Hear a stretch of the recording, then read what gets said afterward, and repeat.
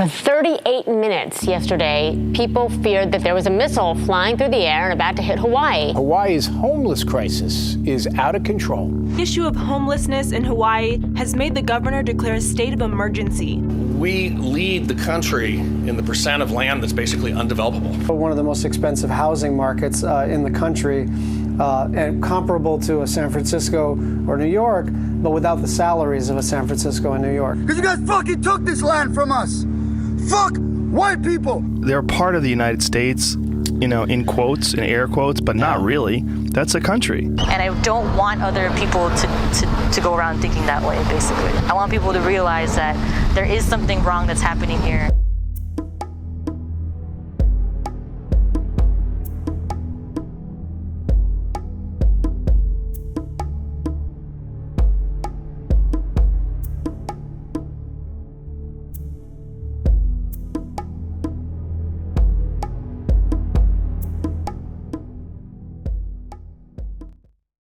From the housing crisis to the homelessness epidemic to being priced out of paradise, Hawaii is a land of crisis.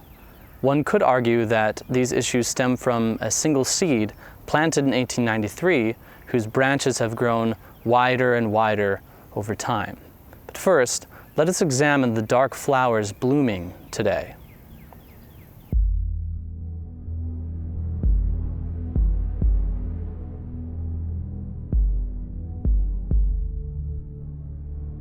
You should have just mind your fucking business. I asked you to slow down because you're doing 70 in a 35. And I do this all the fucking time. That doesn't make it okay. Doesn't matter. It's my test, not yours. It's my life. And then it's I told you to my get out. job. You could have gotten out. I'm going to get out and let you take the car. Take it right back. No, I'm going to walk. I am not going to steal. I'm not a fucking thief like you are, probably. Excuse me? Excuse me? You know what? You better shut the fuck up already, Kat. I said I'm taking you back. Now you're threatening me. What do you... I said I'm taking you back. I'm not threatening shit. You just told me I needed to shut my... Shut the fuck up. Yeah. Just shut the fuck up. I didn't say anything about your damn life. So don't even try to go there because I've been there. I didn't say that. I've just said you're telling me to shut up. I've worked the fucking system. I know how the people fucking like you act. What do you try to make people like me? What does like that you? mean? What does that mean? Never mind. Isn't You that better fucking stop. I'm telling you. You're pushing my fucking buttons. See? So what does that mean? You're pushing my fucking button. You better shut the fuck up. Or what? Or what? You're the one adding or what? Well, you're not finishing it. Shut the fuck up. Or else? Period. No. There is no or else. I said shut the fuck up. Don't you know how to listen? Don't you know how to listen? I tell you to slow the fuck down. You don't know how to listen. Shut the fuck up, you dumb holy. There it is. I knew it was coming out. Born and raised on this island, oh, man. Fuck you. You act like my fucking dumbass son-in-law. One fucking white trash. Excuse me? Hawaii is an ethnic melting pot above the fire of the overthrow in 1893. Naturally, this creates tension. Anyone in Hawaii knows this, yet when you look at hate crime statistics, you find something interesting. The reality is that Hawaii is an anomaly. The way that we gather data on hate crimes is not the same way that the FBI does it. And so our data is not compatible with the way the federal authorities match it. And so that's why we seem to have zero or very little hate crimes at all. A Waianae father comes clean about the fight that put him and his son in jail and put Hawaii's racial tension in the national spotlight. In 2007, a local man and his teenage son fractured a haole man's face and threw his wife to the asphalt in a parking lot, all while the couple's 3-year-old son watched. The couple had backed into their car on accident while pulling into a stall. Though the evidence in court was clear and the guilty party admitted wrongdoing, in Hawaii it was a controversy. Protesters claimed the Caucasian couple started and escalated the fight, and the whole issue was a vicious attack on Hawaiians. The judge for the case said the court received numerous letters in favor of Pa'akaula, viewing him as the victim and that he was justified in his actions. A national newspaper called it a hate crime. The plea deal was made in part to put that story to rest. Christopher Dede is a very irresponsible, cowardly individual that took away the heartbeat of our family and forever changed us. In 2011, State Department Special Agent Christopher Dede fatally shot Colin Eldritz in a Waikiki McDonald's. Dede is Caucasian, and Eldritz was a non-white local. Eldritz seemed to be harassing a customer, so Dede stepped in, and an argument broke out. Conflicting reports and grainy footage obscure the details, but at some point, Eldritz lunged at Dede. Dede pulled out his gun and shot. This incident had protests too, locals viewing it as yet another Haole mainlander abusing their privilege. There's I grew up, I was born and raised in Hawaii, so I saw a lot of this, like in high school and, like in elementary school, like if you were a white, like everybody wanted to be a Hawaiian when they were young, right? Like everybody in my school, like if you were white, you kind of wish you weren't.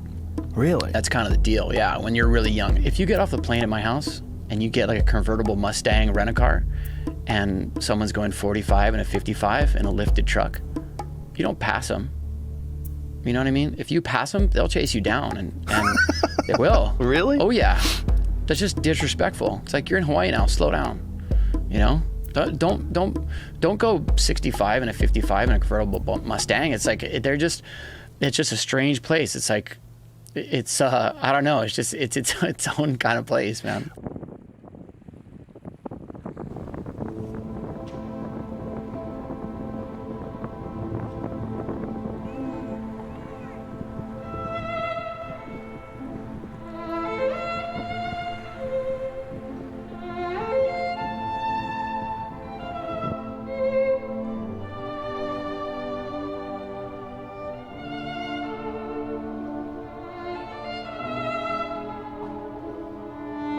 Hawaii chose to do its own reports at the prosecution level. Every year, Hawaii is remarkably low. Usually the number is 1, and the highest year had only 6.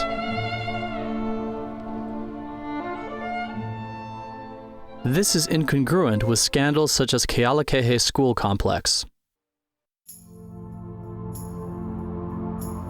A combination of elementary to high school, this place of learning, play, and friendship became a place of fear and abuse. Peers terrorizing peers. Students were called fucking Haole, Haole cunt, micro, and Jap. You don't belong here. We don't want you here. Backpacks were stolen or thrown out of school bus windows. Caucasian students were forced to sit in the back. Assault occurred in restrooms, hallways, bus stops, and elsewhere away from adult eyes. Children were retaliated against for snitching, and parents stopped complaining because school staff weren't doing anything effective. Retaliations for snitching were severe. One girl was even pushed down a flight of stairs. Kealakehe staff did not perform an inquiry to establish the extent of the problem. Sometimes they left the victim and the assailant alone in a room together to work it out. Parents pulled their children out or did not enroll them next year. This was from 2003 to 2005. Only 1 hate crime was reported each year, despite the numerous assaults.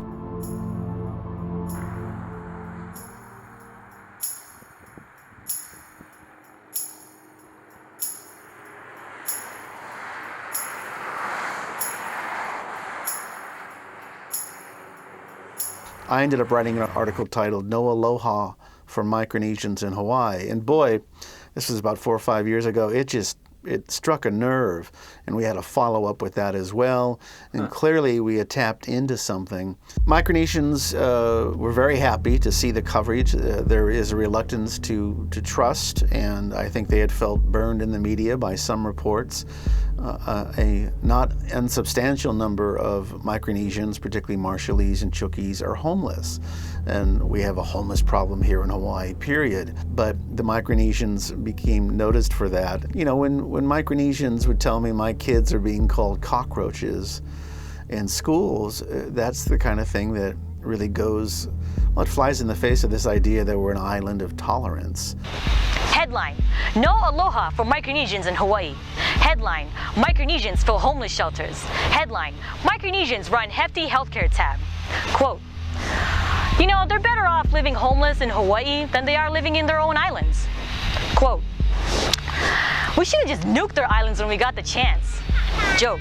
Hey, why did the Micronesian man marry a monkey? Because all Micronesian women are monkeys. What? Can't you take a joke? I lived here for so long. I lived here for about like 14 years of my life.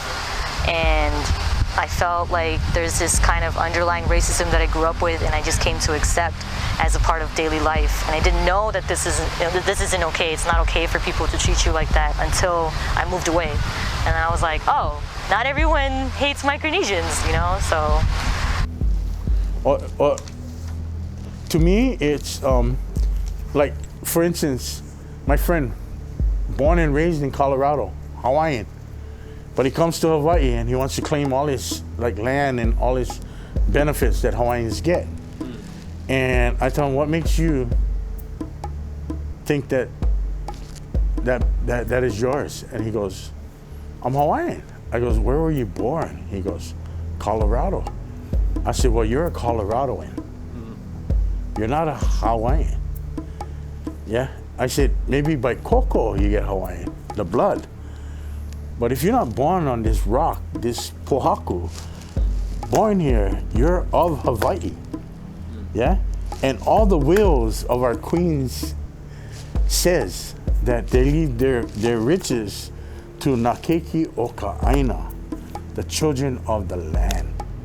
So it doesn't matter if you're white, black, orange, purple, brown. If you're born on this pohaku, you're Hawaiian. So now that I'm working with Marshallese and Chukis kids, where are you born? Here. So you're Hawaiian.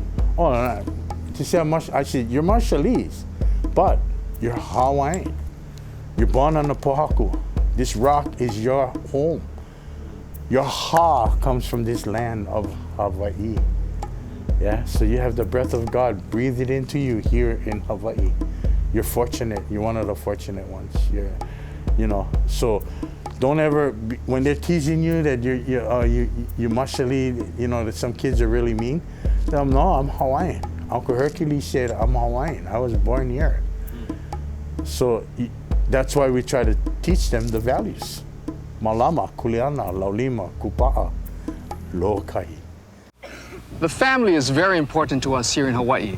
Although we come from all kinds of different backgrounds, we all have the same needs and the same concerns. And no matter what our skin color, our background, where we've come from, we all live together here in this very special land called Hawaii. It is the Hawaiian word for love and caring, which is Aloha!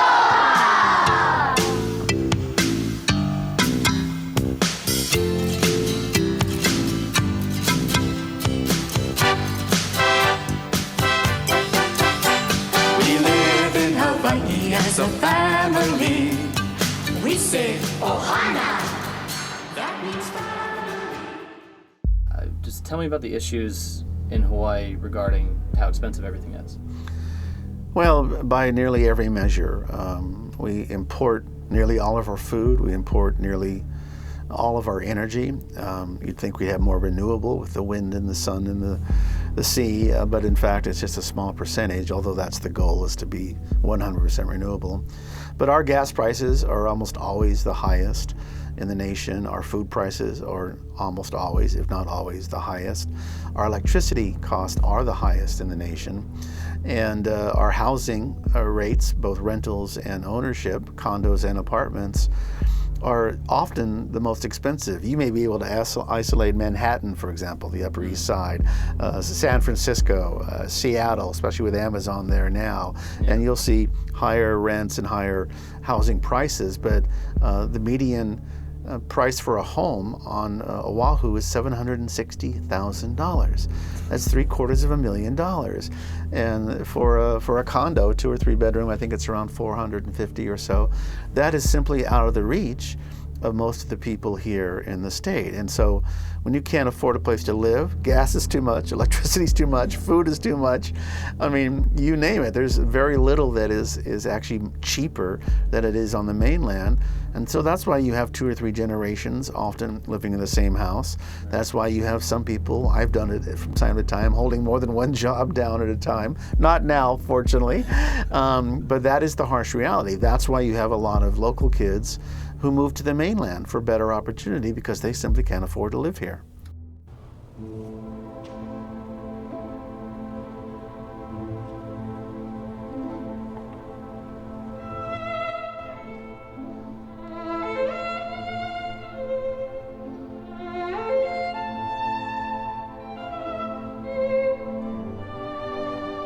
The U.S. Senator for Hawaii Brian Schatz was quoted in the beginning of this film saying, "We're one of the most expensive housing markets in the country, comparable to a San Francisco or New York, but without the salaries of a San Francisco or New York. People cannot afford to rent a home. But come and stand with me here on this mountaintop. What do you see?"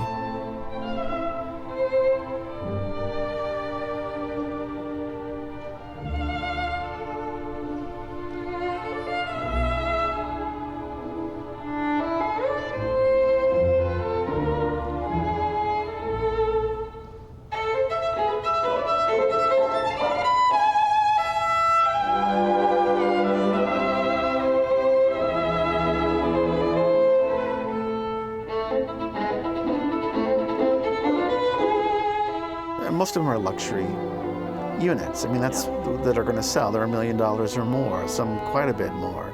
And these are being purchased not usually by people that live here. It's often by people who don't live here, people that want a second home, people that want to rent out, a vacation rental, as people that may want to buy and flip it for more. We don't have Wall Street. We don't have a tech sector really to speak of, although they're trying in some areas. Most developers are not really worried about whether someone has an affordable place to live. They're worried about making a profit. I mean, that's what the business is for. And this is who doesn't want an apartment looking over the ocean and the sunset?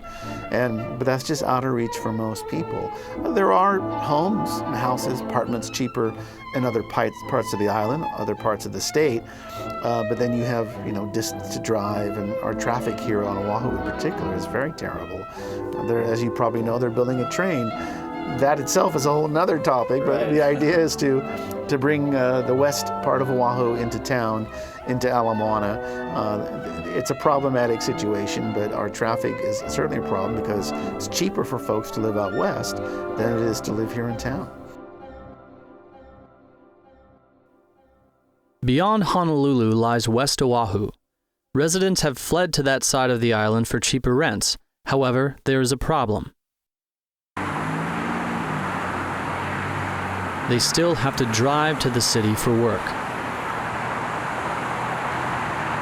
Massive freeways tear through the landscape, and yet Oahu still suffers debilitating traffic. Our commutes to and from work are common. Clever ways to mitigate traffic, such as contraflow lanes and an award-winning bus system, did not stop time combusting into car exhaust.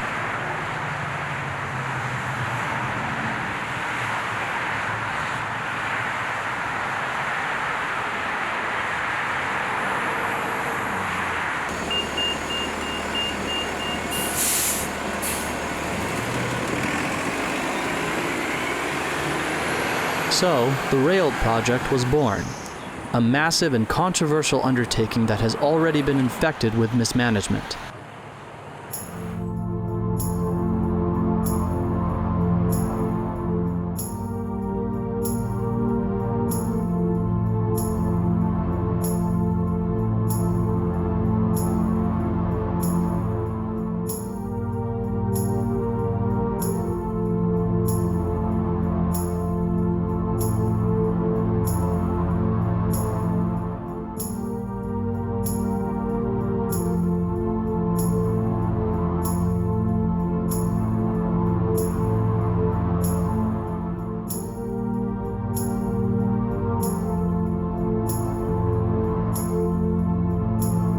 It is to be determined if this will be enough to ease traffic woes. But all of this development comes with a social price. Areas can become forgotten, mismanaged, or misaligned, creating places that barely resemble the world's magical image of Hawaii.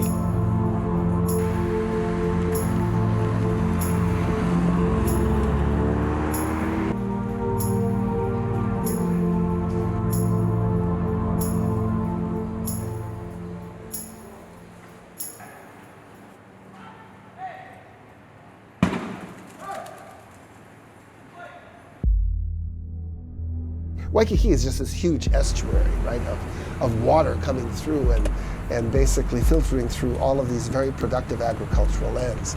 They cut all of this off in future legislation. And big, huge culverts, you can see them here right by the university, take all that water, they interdict all of those streams and take all that water down to the Ala Wai Canal. The Ala Wai Canal is a huge drainage ditch. And that ditch was dug by the Dillinghams. And the Dillinghams were then able to sell the dirt they dug up to the people to do the landfill. And the whole thing was designed, right, essentially to create a huge platform of tourist, basically hotel tourist related land. Waikiki is a huge improvement project. And by doing this, okay, they essentially made, they took away the occupations and essentially the livelihoods of hundreds of people. They weren't all Hawaiians, but now they've got to move. And so they move from Waikiki and they start moving, some of them, a lot of them start moving east. This is early 1900s? Early 1900s. 1920 is when this happens. Between 1920 and 1950, many of these farmers had moved into valleys east of Waikiki. Aina Haina, Niu Valley, Kalama Valley. And basically development just chases them through the 50s and 60s. They all get evicted over time. The thing is, where do people really think homelessness comes from on Oahu? Homelessness comes when there's really no place to go anymore. And you've still got the remnants, really the remnants of people who have been put on the move by this economy, by this economic political decision that has made millions and millions of dollars for just a few people.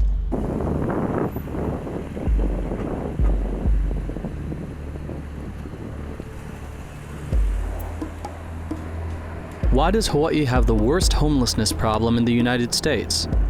Theories abound, but it is likely a mix of them all. High rents, jobs that don't pay enough, the ease of being homeless compared to other states in terms of weather and the free activities and showers that beaches provide, Polynesian culture having a symbiosis with the land, and lack of affordable or transitional housing. Hawaii's primary industry is tourism, and the amount of homelessness in tourist-heavy areas were a growing concern. Eventually, laws were enacted in 2014 criminalizing sitting or lying down on the sidewalk in certain districts, or storing personal property on public land. This shakedown was part of a two-pronged plan, the other being an outreach program designed to get people into shelters. Honolulu Mayor Kirk Caldwell called it compassionate disruption, hoping the constant badgering by police would force the homeless to voluntarily seek help. Fines were issued in the thousands, and the homeless feared the term sweep when the state comes without notice to destroy and throw away their makeshift homes. In 2015, the governor declared a state of emergency. Villages of tents sprouted and grew. The nation took notice. Onena, who did not want her face on camera, says her husband works full-time at a high-end restaurant for minimum wage, but not nearly enough to pay rent here. They've done everything right. They struggle, they work, and there is no housing.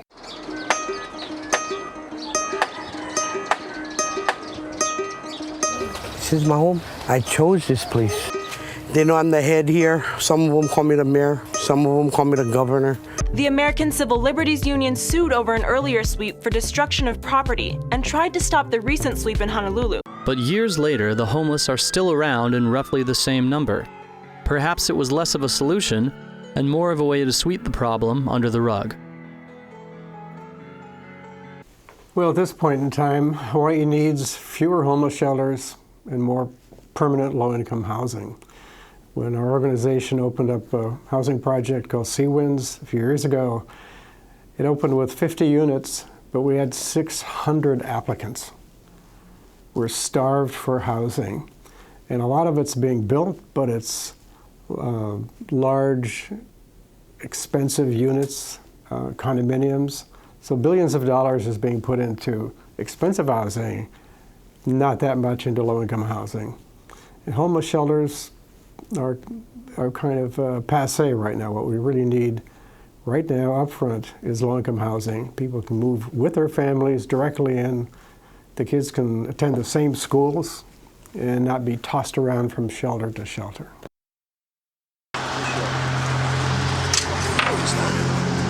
my nigga.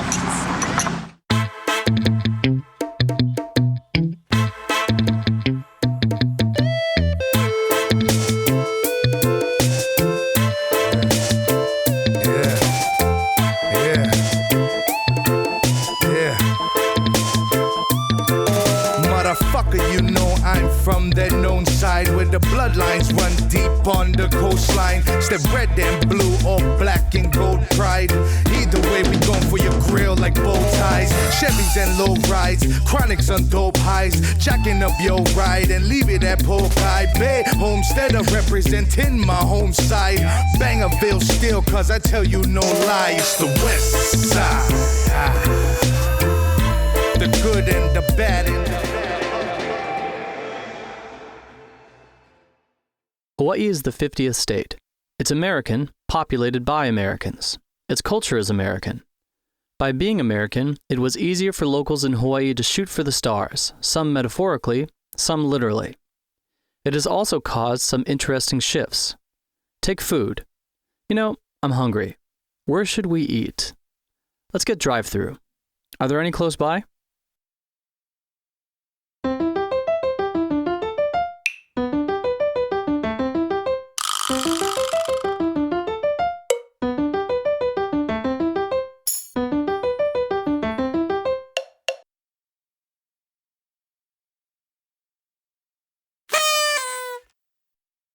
The introduction of foreign foods was very devastating, as well as foreign diseases and those types of things.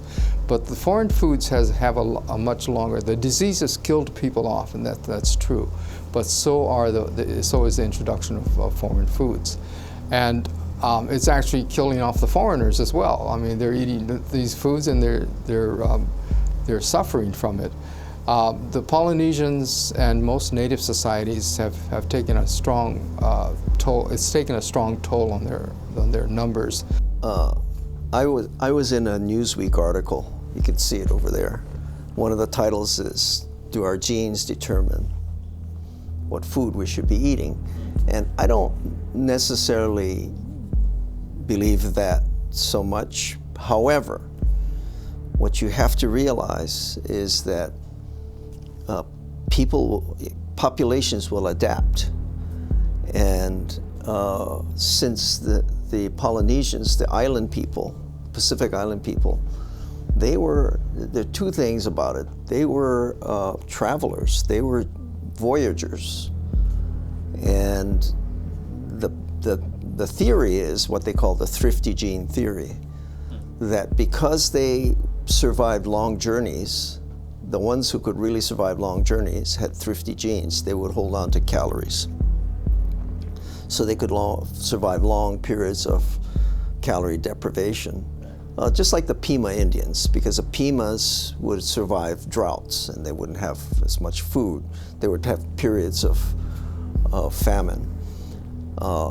And the survivors would carry what we call a thrifty gene. In other words, when calories were available, they would hold on to them. So that was adaptive when you had long journeys, but when you had plentiful food, it became a problem, because now you're holding on to the calories and waiting for a long journey that never happens.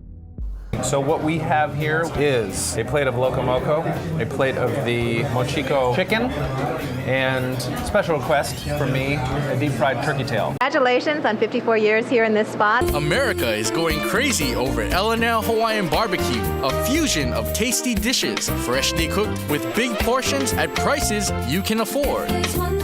They're everywhere. Well, I like the atmosphere, and the service is great too. It's convenient. It's always open. Because I like to hang out with my friends. I just had spaghetti, teriyaki plate. Banana split. Awesome hot foot sundaes. Chili rice, extra cheese, extra onions. I love the mahi plate. Chili frank. Pine burger. With fries. Chocolate cake. Hot foot sundae. I like the zip pack, but I love the girls.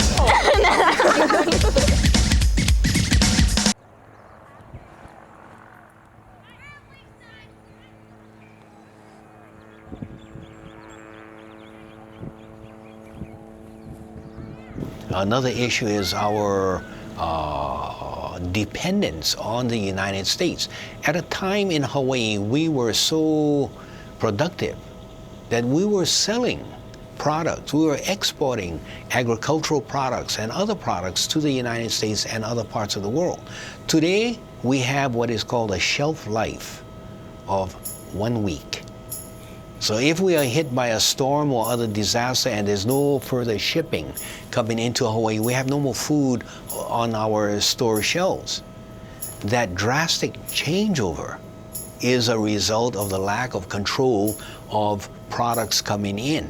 The Americans have passed certain acts, the Jones Act, that controls who can bring in goods into Hawaii, and that they must have American bottoms or they must be American chips and all that kind of stuff. Other things are shipped, or rather flown, to the islands as well.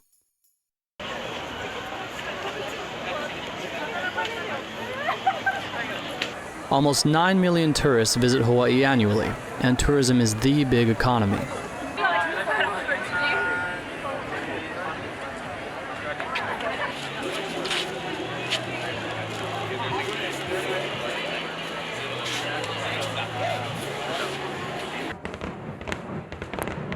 Many of these tourists leave. Some don't. This Hawaiian island is owned by billionaire Larry Ellison. It's called Lanai. The mogul spent hundreds of millions to buy up nearly 90,000 acres of this incredible paradise. His tropical playground includes his very own 5-star resort, plus this world-class oceanfront golf course. His buddy billionaire Bill Gates got married on the 17th hole. The oasis also includes horse stables, miles of trails, and even an airport. Just to be clear, there are 8 major islands in the Hawaiian archipelago. Larry Ellison more or less just went and bought one. And beyond the Zuckerberg controversy and celebrities with vacation homes, Hawaii has the military. Hawaii is #1 for military personnel per capita. You're more likely to bump into someone in the military there than anywhere else. Our numbers of people who would volunteer whenever there was a war per size of the population was always the highest as compared to the rest of the United States. And we were proud of our heroes, those people who had medals of honor and all that kind of stuff. We took great pride in the 442nd Infantry Battalion, which many of the Japanese came from Hawaii.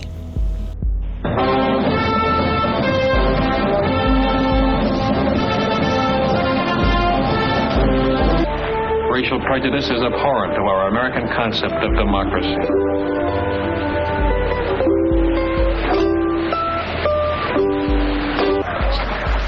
I'll be seeing you. Aloha, partner. Battle honors. By order of the Secretary of War, in the name of the President of the United States, as public evidence of deserved honor and distinction, the 442nd Regimental Combat Team is cited for outstanding accomplishment in combat. The gallantry and esprit de corps displayed by their officers and men in bitter action against a formidable enemy exemplify the finest traditions of the armed forces of the United States. But now we're in a period of questioning what really went on. I too got caught up in that euphoria of being a very patriotic American citizen, joined the military during the Vietnam War. And all of these activities, this questioning was going on. So we were in a particular period of time that we were asking these questions. Where did we come from? How is it that the American flag flies over Hawaii? Why was I in the US military, not knowing what was a transition? And when I was in the military, I came across a writing, a book that was written by Queen Liliuokalani.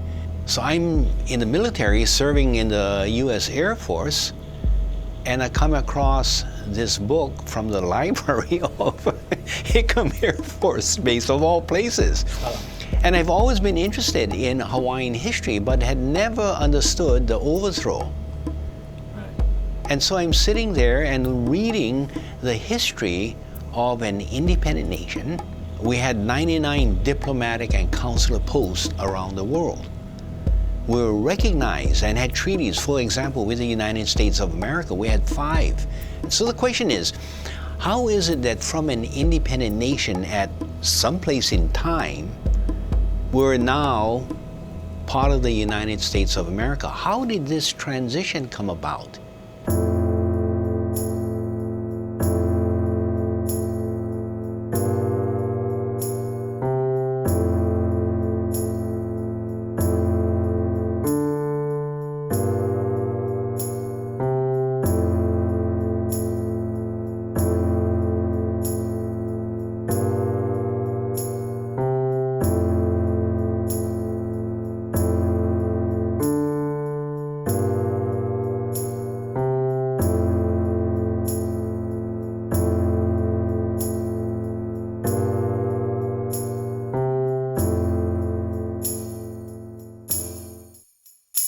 It's like reading Kafka, you know? It's like, you know, you're kind of in the middle of just these amazing pretenses and these tremendous ironies. So we cling very strongly to the things that we actually know. And what we know is that Hawaii was a nation state. It was recognized by the United States. That recognition came with fairly explicit promises that our sovereignty would be honored. Right. And in the very crucial moment when the United States could have done the right thing and had all the wealth in the world and was a rising superpower, it did not do the right thing. In the 1800s, the Hawaiian dynasty ruled from a throne room in a palace filled with gifts from royalty around the world. Medals of respect from major European powers, lavish dresses, embellished swords and crowns.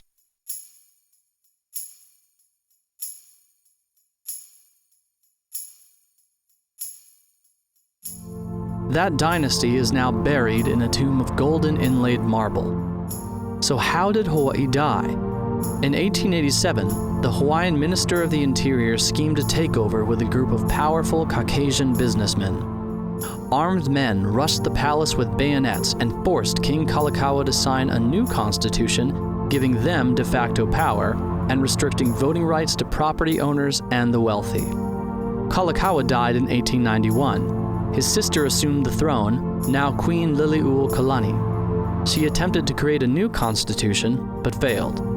2 years later, the same conspirators pounced again, sending 1,500 men to confront the royal guard outside Iolani Palace. But the conspirators also had an inside man in the American military. Marines were deployed for intimidation. The Queen's royal guard would be no match. She surrendered to the bloodless coup.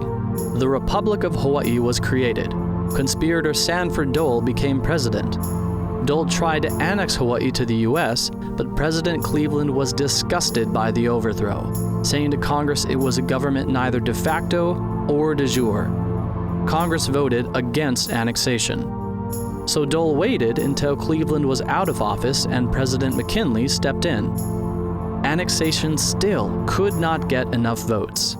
But the value of Hawaii was mounting in the minds of Congress, so they, too, turned to scheming. They couldn't annex, however, they could create an excuse, a resolution. There's no annexation treaty. Exactly, yeah. The United States could not actually pass it in their own Senate because the Senate at the time had, well, more integrity than the Senate today. And they were given, right? They were given 2 petitions from the Hawaiian Islands, one containing 22,000 names and the other containing 17,000 names of native Hawaiians and other people, not just Hawaiians, who were protesting the American annexation of Hawaii. So the Senate couldn't secure the 2/3 majority vote that they needed, so they did a kind of a resolution, a joint resolution between the House and the Senate, and accepted the cession. So, is that what you wanted me to explain? I think so, yeah. And I think from what I read, the resolution technically in U.S. law it's It's not binding in any way? Resolutions typically are not laws. They are intents and intentions. For instance, the apology resolution in 1993, that's a resolution. And that resolution, which basically apologizes for the American takeover and acknowledgement that we have never willingly surrendered either our sovereignty or our lands, offers nothing but some vague reconciliation. And when the Hawaii State Supreme Court attempted to use that resolution as a basis for denying the state of Hawaii the right to sell Crown and government lands that had been entrusted to their care, I know because I was a plaintiff in that case. The state Supreme Court forbade them from doing this. This was appealed to the U.S. Supreme Court, which turned around and remanded the decision back to the state, saying, you can do whatever you want, but you cannot use the apology resolution, because it's just a resolution. Even though a resolution was used to legitimize a false government and destroy a nation. Dear viewers, Hawaiian history is convoluted. It was designed that way through propaganda. So let's clarify. Hawaii was a real, honest-to-God kingdom which ruled from an honest-to-God palace, and an honest-to-God coup d'etat destroyed it. This coup worked because it was backed by a massive foreign military power, the U.S. After that, it was 50 years of machinations and lies by some powerful, greedy people who wanted to own Hawaii. In 1959, this conspiracy finally paid off and Hawaii became a state. They did this by holding a vote, a plebiscite, to the general public of Hawaii. Used to suggest fairness and balance, this was simply the final blow in the long scheme.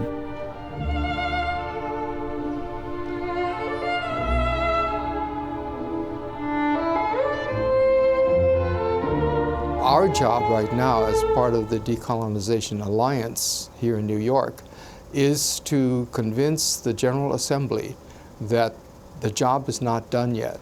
The U.S. claimed in 1959 that we had exercised our right to self-determination, when actually we only voted on one question and there was no other option. Several American territories, like Guam, Puerto Rico, U.S. Virgin Islands, and Samoa, American Samoa, are going through the decolonization process right now, which is an educational process which tells or which educates people as to the fact that they have several choices that they can make for their future.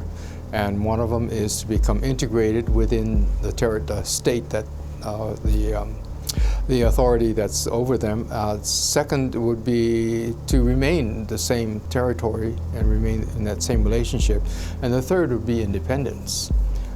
There's a fourth choice also, which is a free association, which is independence but still tied in some respect to the mother country, or what appears to be the mother country. So in 1959, we all talk about, hey, Hawaii became a state. We voted to become a state. But that is made with a particular presumption, and that is that the marriage is not a shotgun marriage. Yeah, you're not forced into it. You are given a choice. And remember, there are three choices. Okay.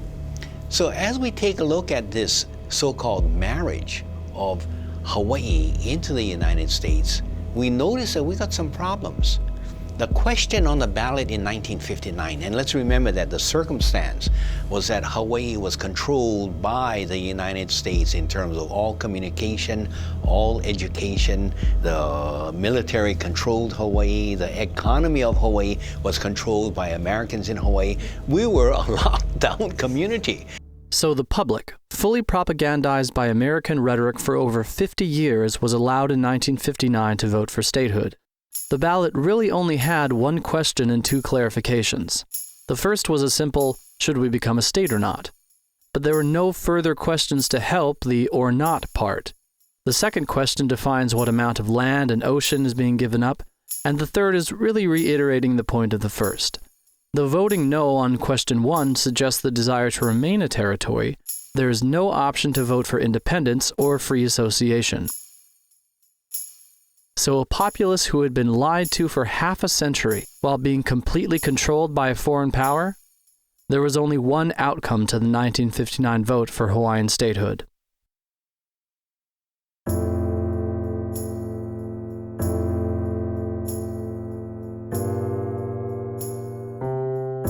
This all happened under the assumption of a treaty of annexation that did not, in fact, exist. But propaganda and historical revisionism are powerful things. McKinley High School shows the late president holding the supposed treaty. Political comics at the time suggested that there was a treaty. It was also suggested that Hawaiians were savages until the U.S. civilized them. And with those pressures, people forgot. In the period when I was growing up, in the 1950s and 1960s, that story was not told. What the story that was told is that Hawaiians had a kingdom, but then when the proper time came, we agreed to be annexed by the United States, and we're all better off for it.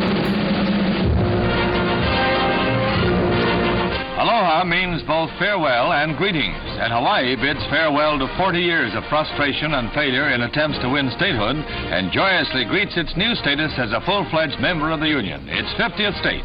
It's a banner occasion for the islands, which will rank as the 47th state in area, midway between New Jersey and Connecticut. The United States border is now within 3,900 miles of Tokyo. Land of the hula, of sugarcane and pineapple, with its polyglot population, brings a colorful culture as its heritage and contribution. Perhaps most important of all, Hawaiian statehood gives the lie to communist charges of American colonialism. The big day was a long time in coming, which means that much more to celebrate.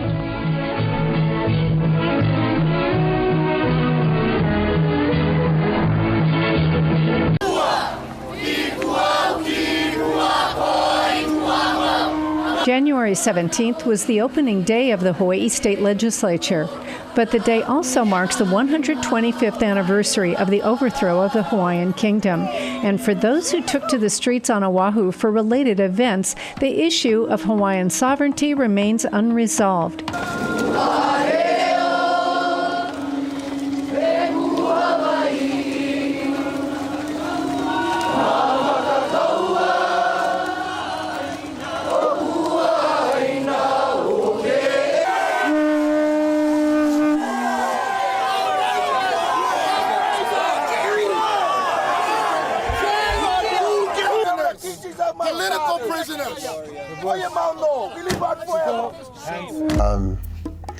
If people basically believe that the strongest, best equipped, richest countries deserve to be where they are and can therefore seize other countries at will, then there's no point in having a conversation, because if that's the case, then all we're doing when we talk about things like law and agreements and treaties and those kinds of things, those are just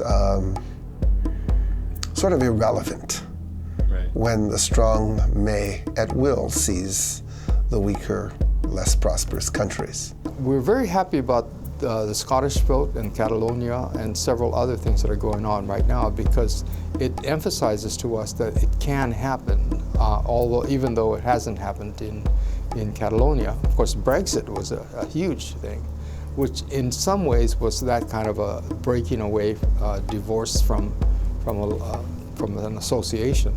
So we're learning quite a bit about what nations and the international community, how they would respond to something like this. You know, so fortunately, Great Britain was willing to say, yes, if Scotland wants to leave, then we will allow them to leave if they vote for it. But in Catalonia, it is the same situation sort of as Scotland, except that the Spanish government is refusing to allow any kind of vote or for Catalonia to leave. Do you think that America will really give up Hawaii? Yes, I do. I think that, but it would have to be under the proper circumstances. One, they would have to willingly do it. We can't force them against their will to do it. Two, we have to find a way in which they can save the greatest amount of face as possible to look good leaving. So we have to find a way, a graceful way, in that the U.S. can withdraw. And that's been our biggest quest. The second, then the next thing is, are we prepared for the U.S. withdrawal? In other words, the U.S. could use the excuse, well, you can't take care of yourselves, and so we have to be here, you know. But if we can prove that we can, and that we've thought things through, and we can do this, then they won't have that excuse.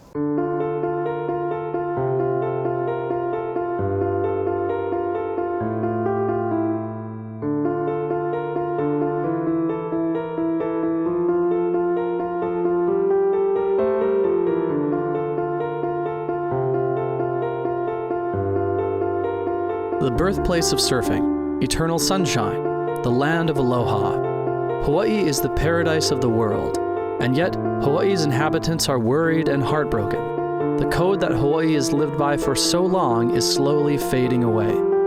Mountains owned by the military are unreachable. Plains and forests are now parking lots for Walmarts. People can't afford a simple home and can't find a job that provides enough salary to pay the rent, leaving them scattered along the hot, dusty highways and makeshift houses. Racism has left bruises, some mental and some physical, on tourists, residents, and their children. Anger permeates the landscape, like a boiling sea of lava beneath the surface. The spirit of aloha means to foster an environment in which everyone feels safe, loved, and free.